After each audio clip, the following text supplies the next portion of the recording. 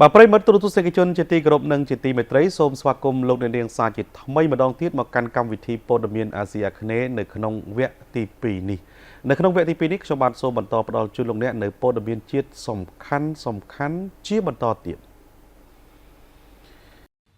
អាយដាម Derek Yip អាយកៈរដ្ឋទូតអូស្ត្រាលីប្រចាំព្រះរាជាណាចក្រកម្ពុជានិងលោក ម៉ៅ ស្រេង ប្រធានក្រុមប្រឹក្សាភិបាលនិងជានាយកប្រចាំប្រទេសនៃ IDP Education និងសាលា ACE បានអញ្ជើញជាអធិបតីក្នុងពិធីបើកជាផ្លូវការនៃពិព័រណ៍ការសិក្សានៅប្រទេសអូស្ត្រាលីឆ្នាំ 2026 ដែលបញ្ជាក់ពីភាពរឹងមាំនិងយូរអង្វែងនៃទំនាក់ទំនងកិច្ចសហប្រតិបត្តិការផ្នែកអប់រំរវាងកម្ពុជានិងអូស្ត្រាលី ពិព័រណ៍នេះរៀបចំឡើងដោយ ADP Education ក្រុមការគាំទ្រពីស្ថានទូតអូស្ត្រាលីប្រចាំកម្ពុជាដែលប្រព្រឹត្តទៅនៅមជ្ឈមណ្ឌលពិព័រណ៍កោះពេជ្ររាជធានីភ្នំពេញនាថ្ងៃទី 11 ខែកក្កដាឆ្នាំ 2026 និងបន្តនៅសន្តាគារសុខាអង្គរ Resort ខេត្តសៀមរាបនាថ្ងៃទី 12 ខែកក្កដាឆ្នាំ 2026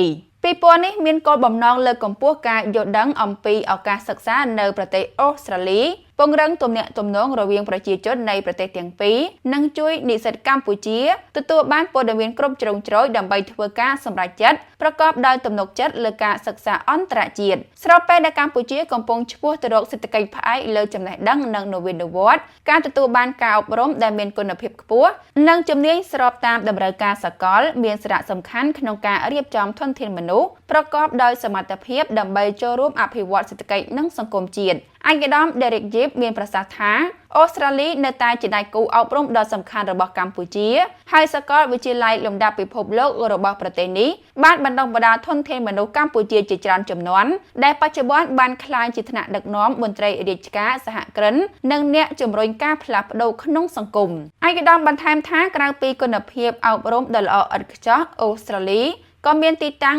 នៅជិតកម្ពុជា មានទីក្រុងទំនើបនិងសហគមន៍ស្វាគមន៍និស្សិតអន្តរជាតិយ៉ាងកក់ក្ដៅដែលធ្វើឲ្យប្រទេសនេះក្លាយជាគោលដៅសិក្សាដ៏ពេញនិយមសម្រាប់សិស្សនិស្សិតកម្ពុជាចំណុចពិសេសនៃពិព័រណ៍គឺការផ្ដល់ឱកាសឲ្យសិស្សនិស្សិតនិងមាតាបិតាបានជួបផ្ទាល់ជាមួយតំណាងសាលាសាកលវិទ្យាល័យរបស់អូស្ត្រាលី អាហារូបករណ៍ Australia Award និងអតីតនិស្សិតដើម្បីស្វែងយល់ពីបទពិសោធន៍ពិតពីការសិក្សាការរស់នៅនិងឱកាសការងារនៅប្រទេសអូស្ត្រាលី IDP Education ត្រូវបានបង្កើតឡើងដោយរាជរដ្ឋាភិបាលអូស្ត្រាលីក្នុងឆ្នាំ 1969 បច្ចុប្បន្នសិស្សនិស្សិតទៅសិក្សាជាង 1,300 ស្ថាប័ននៅទូទាំងពិភពលោកក្នុងនោះមានជាង 270 គ្រឹះស្ថាននៅប្រទេសអូស្ត្រាលីនិងជួយសិស្សនិស្សិតជ្រើសរើសការសិក្សាដែលសមស្របនិងរៀបចំតាមផែនការអនាគតប្រកបដោយភាពជឿជាក់ ជាមួយគ្នានេះដែរ ACE ដែលជាផ្នែកមួយនៃ IDP Education បានប្រារព្ធខួប 34 ឆ្នាំនៃសេវាអប់រំកម្រិតពិភពលោកនៅកម្ពុជា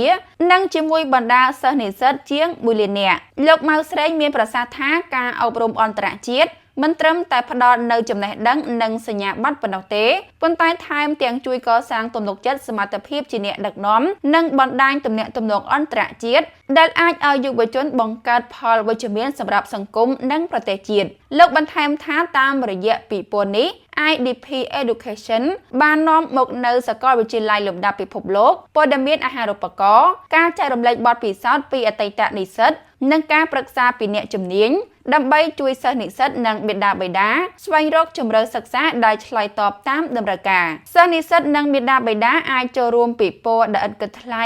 និងទទួលបានការប្រឹក្សាពីអ្នកជំនាញរបស់ IDP Education ឬជួបប្រឹក្សាផ្ទាល់នៅការិយាល័យ IDP នៅគ្រប់សាខាទាំង 6 របស់ ACE ក្នុងរាជធានីភ្នំពេញនិងខេត្តសៀមរាប